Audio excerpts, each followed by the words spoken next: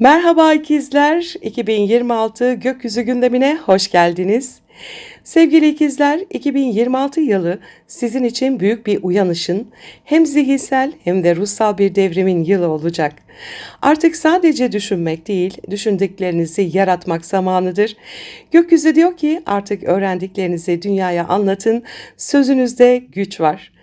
Bu yıl hem kişisel hem kolektif anlamda yönünüz değişiyor. Uzun zamandır hazırlık yaptığınız ama adım atmaya çekindiğiniz konular şimdi cesaretle sahneye çıkıyor.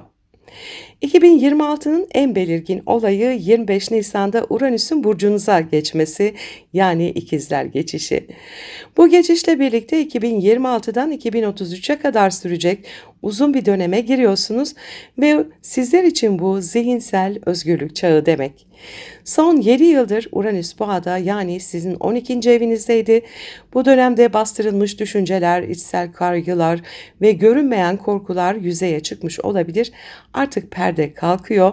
Kendinizi özgürce ifade etmek, sınırlara aşmak ve yeni bir kimlik yaratmak üzeresiniz. Uranüs ikizlerdeyken fikirleriniz sıradan değil, devrimsel olacak. Yazmak, öğretmek, konuşmak, yayın yapmak, medya, teknoloji, bilgi paylaşımı, bu alanlarda bir yenilik dalgası taşıyıcısı olabilirsiniz.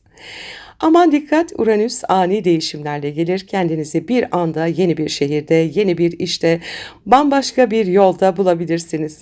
Evren size diyor ki zihnini zincirlerinden kurtar, gerçek gücün düşünce biçiminde saklı. 14 Şubat'ta Satürn Koç burcuna geçiyor. 21 Şubat'ta da Neptün'e kavuşuyor. Bu kavuşum sizin 11. evinizde, yani hedefler, dostluklar ve sosyal topluluklar alanında gerçekleşiyor. Bu hayalini gerçeğe dönüştürme enerjisidir. Uzun süredir zihninizde şekillenen vizyonlar artık bir yapı kazanmaya başlıyor. Kolektif projeler, yeni topluluklar, sosyal girişimler. Siz artık yalnız çalışamayacaksınız.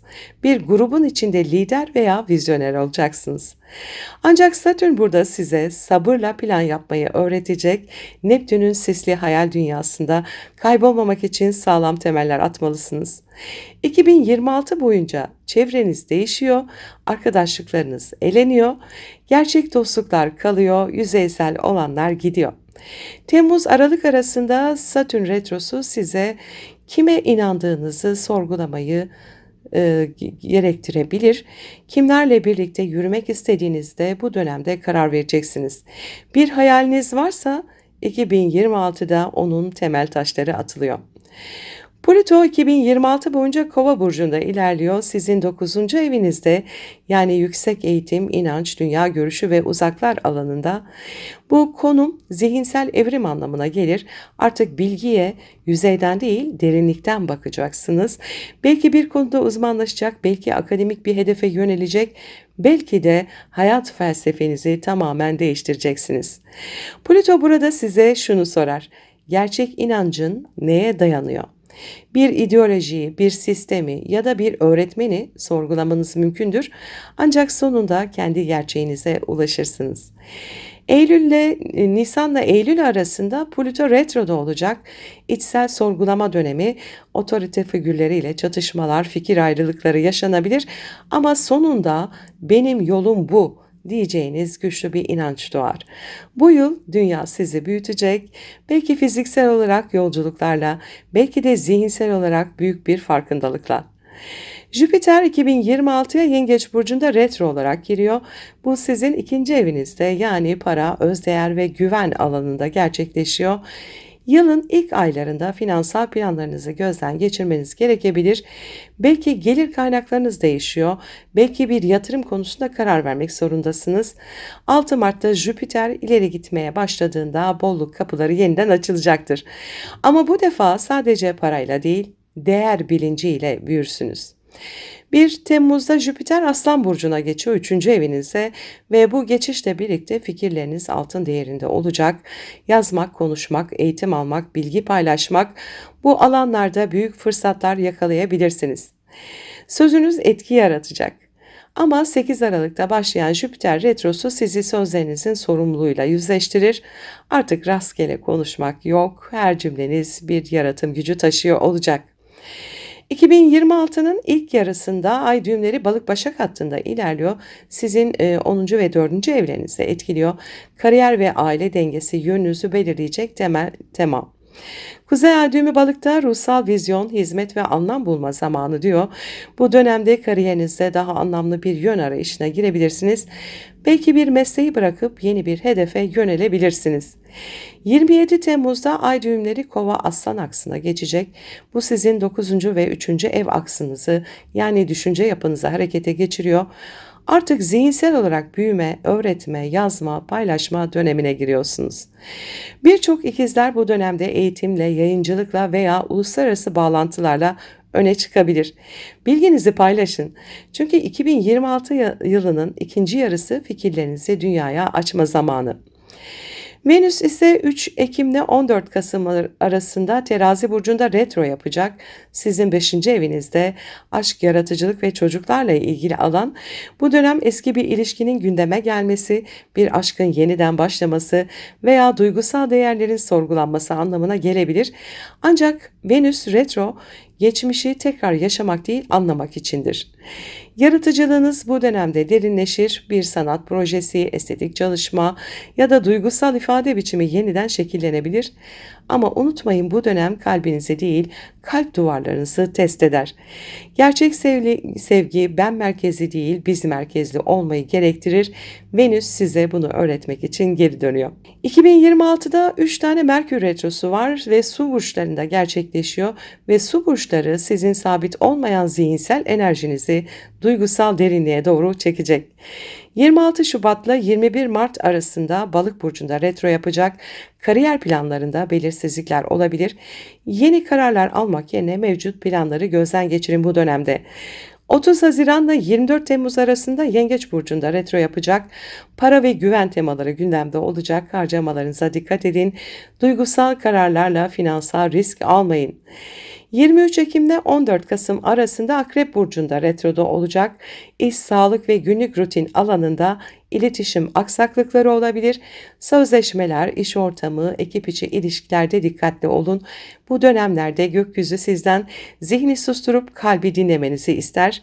Duygularla düşünmek 2026'nın en büyük farkındalığı olacak.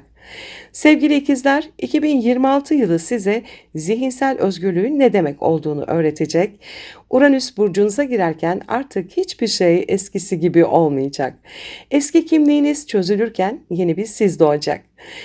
Satürn ve Neptün hayallerinizi yapılandırmanızı isterken Plüto inanç sistemlerinizi kökten dönüştürecek.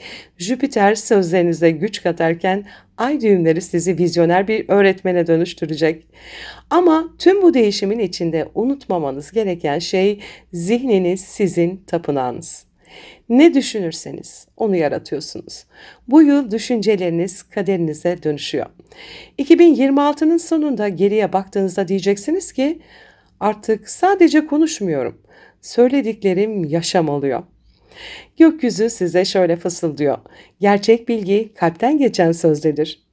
Siz kelimelerin ustasısınız ama 2026'da bu kelimeler artık evrenin diliyle buluşacak. Kelimelerinizle öğretin, şifalandırın, dönüştürün. Çünkü siz yeni dünyanın hikayesini yazan kalem olacaksınız. Hoş geldiniz 2026'ya, zihninizin devrimine, kalbinizin bilgeliğine. 2026'nın tutulmalarına baktığımızda 17 Şubat'ta bir Kova burcunda halkalı güneş tutulması var. Saat 15.03'te 28 derece 50 dakikada. İkinci tutulmamız 3 Mart'ta Başak burcunda tam ay tutulması 14.39'da 12 derece 54 dakikada. Ve 12 Ağustos'ta Aslan burcunda tam güneş tutulması var. 20.37'de 20 dakika 20 derece 02 dakikada. Ve son tutulmamız da 28 Ağustos'ta Balık burcunda parçalı ay tutulması. Şimdi bu tutulmalarla ilgili kısa bilgiler de vereceğim size. Sevgili ikizler, 2026'nın güçlü tutulmalarından biri olan 17 Şubat Kova tutulması sizin için ufuk genişletici, vizyon açıcı bir dönemi başlatıyor. Çünkü bu tutulma haritanızın 9. evinde, yani inançlar, yurt dışı bağlantılar, eğitim, medya ve yaşam felsefesi alanında gerçekleşiyor. Bu tutulma size adeta artık küçük düşünme diyor. Yaşadığınız deneyimler, karşılaştığınız insanlar ve aldığınız kararlar sizi tamamen farklı bir düşünce düzeyine taşıyabilir. Güneş ve Ay Kova burcunda kavuşacak, özgürlüğü, bağımsız düşünceyi ve yenilikçi bakış açılarını temsil ediyorlar. Bu enerjiyi tetikleyen de Boğa burcundaki Uranüs'ün kare açısı sizin için büyük bir farkındalık kapısı açacak bu. Bir anda bugüne kadar doğru sandığınız şeylerin aslında sınırlayıcı olduğunu fark edebilirsiniz. Bu bir zihinsel uyanış dönemi. Klişeleri, kalıpları, eski düşünce sistemlerini yıkmak istiyorsunuz artık.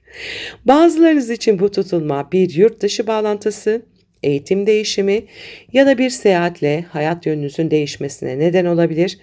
Bazılarınız içinse hayat felsefenizi yeniden tanımlayacak güçsel bir içsel aydınlanmadır. Gökyüzü size diyor ki fikrini savun ama kendini de yenile, eski bilgi artık seni taşımıyor. Uranüs'ün kare açısı gizli dönüşümleri başlatacak. Uranüs'le kare yaparken haritanızın 12. evindeki sırlar, bilinçaltı korkular ve kontrol edemediğiniz temaları da harekete geçirecek Uranüs. Bu da gösteriyor ki önünüzdeki süreçte büyük değişim önce içinizden başlıyor. Uranüs burada perdeyi aralıyor. Artık farkında olmadığınız içsel sınırları görüyorsunuz. Gerçekten özgür müyüm diye soracaksınız kendinize. Belki bir fikir, bir inanç sistemi ya da bir geçmiş bağ sizi farkında olmadan tutuyor. Şimdi bunu fark edip özgürleşme zamanı. Bu içsel devrim sizi daha yaratıcı, daha sezgisel, daha derin bir düşünür haline getirebilir. Sevgili ikizler, 3 Mart'ta gerçekleşecek olan Başak Burcu'ndaki tam ay tutulması sizler için oldukça önemli bir dönüm noktası anlamına geliyor. Bu tutulma sizin doğum haritanızda 4. evinizde, yani ev, aile, kökler ve iç huzur alanında gerçekleşiyor. Bu kez gökyüzü dış dünyada olup bitenden çok iç dünyanızda sessizce süren bir yolculuğu görünür kılacak. Sanki evren kulağınıza fısıldıyor. Artık dışarıdan değil, içeriden güçlenme zamanı. Ay Güney Ay düğümüyle Başak Burcu'nda kavuşumda sizi uzun zamandır alıştığınız güven kalıplarına, ailenizden veya geçmişinizden gelen davranış dürtülerine, örüntülerine işaret ediyor. Belki sorumluluk almaktan, herkesi memnun etmekten yorgun düştünüz. Belki de kendi evinizde bile rahat hissedememek duygusu taşıyorsunuz. Bu tutulma tüm bu dengesizlikleri yüzeye çıkararak gerçek huzur nerede sorusunu size soracak.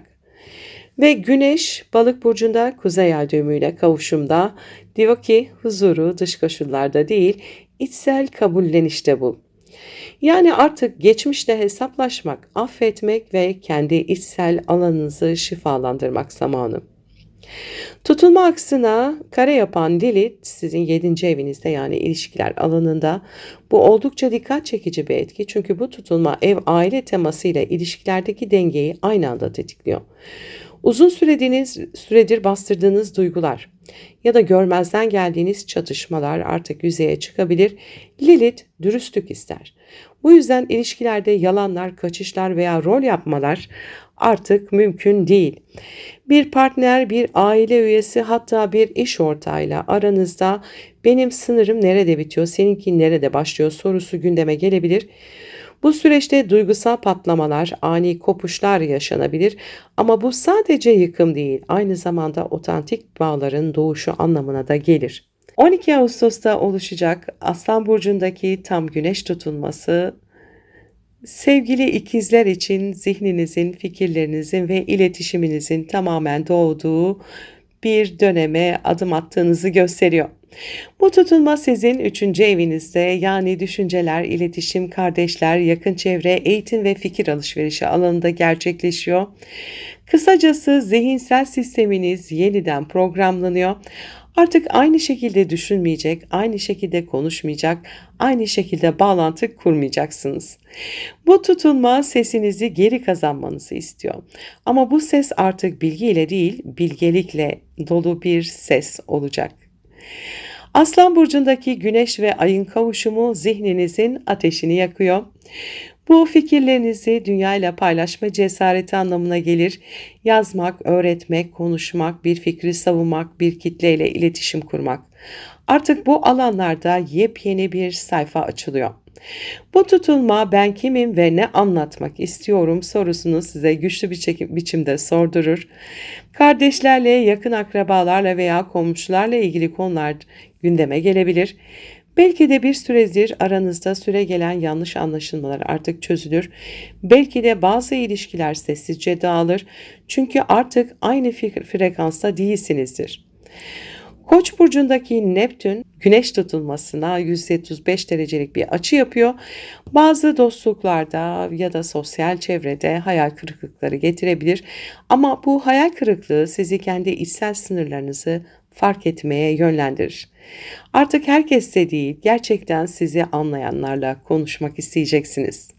Sevgili ikizler, 28 Ağustos 2026'da Balık burcunda yaşanacak tam ay tutulması sizin için kariyer, hedefler ve toplum önündeki imajınızla ilgili güçlü bir dönüm noktası anlamına geliyor. Gökyüzü size diyor ki artık hayat sahnesinde rolünü değiştir. Artık başkalarının ne düşündüğünü değil, senin ne istediğini önemse. Bu tutulma uzun zamandır emek verdiğiniz bir konunun sonuçlanması ya da mesleki alanda yön değişikliği olarak çalışabilir. Kısacası ışık üzerinizde ama bu ışık sizi dönüştürmek için parlıyor. Balık burcundaki bu tutulma sizin 10. evinizde yani kariyer, statü, toplumsal rol ve uzun vadeli hedefler alanında gerçekleşiyor. Bu alan hayat yönünüzü temsil eder. Dolayısıyla tutulma size artık bu yolda devam edecek misin yoksa yeni bir yön mü seçeceksin diye soruyor. Bazılarınız için bu kariyer değişimi, işten ayrılma veya yeni bir pozisyona geçme anlamına gelebilir. Bazılarınız içinse aile ve toplum arasındaki dengeyi yeniden kurma zamanı olabilir. Balık enerjisi sizi sezgisel kararlar almaya itiyor. Kalbiniz ne söylüyorsa orası doğru yön. Bu dönem toplumun önünde yaşanacak gelişmeleri temsil ediyor. Adeta bir perde kapanıyor ve sahne değişiyor. Siz yeni bir perdenin ve yeni bir sahnenin başrolündesiniz. Bu tutulma sırasında Güneş ve Merkür Başak Burcu'nda kavuşumda olacak. Bu kavuşum sizin aile, kökler ve özel hayat alanınızı vurguluyor. Ama aynı zamanda İkizler Burcu'ndaki Uranüs'te de kare açıda, yani kariyerle aile arasındaki denge oldukça hassas bir noktada. Uranüs'ün kareleri genellikle sürpriz getirir, beklenmedik haberler, iş yerinde değişiklikler ya da yöneticilerle gerilimler olabilir. Ancak bu açı sizi özgürleştirmek için var. Bir kapı kapanırsa arkasından yepyeni bir fırsat gelebilir. Zihinsel olarak çok aktif olacaksınız, düşünceler hızla değişebilir ama unutmayın tutulmalar kaderin hızla aktığı zamanlardır. Direnmek yerine yön değiştirin. Yeni bir yıla adım atarken unutmayın, 2026 sadece takvimde bir değişim değil, aynı zamanda bilincimizin ve hayatımızın dönüşüm yılı. Gökyüzü bize cesaret, ilham ve fırsatlar sunuyor. Kendi ışığınızı takip edin, kalbinizin rehberliğine güvenin ve her adımda kendinize ve çevrenize değer katın. Ben de size bu yeni yılda sağlık, huzur, mutluluk ve başarı diliyorum. Her yeni gün size farkındalık ve sevgi getirsin. Hoş geldin 2026, cesaretin, bilincin ve kalbin yılı. Yıldızların ışığı yolunuzu aydınlatsın ve her zaman sizinle olsun. Mutlu yıllar.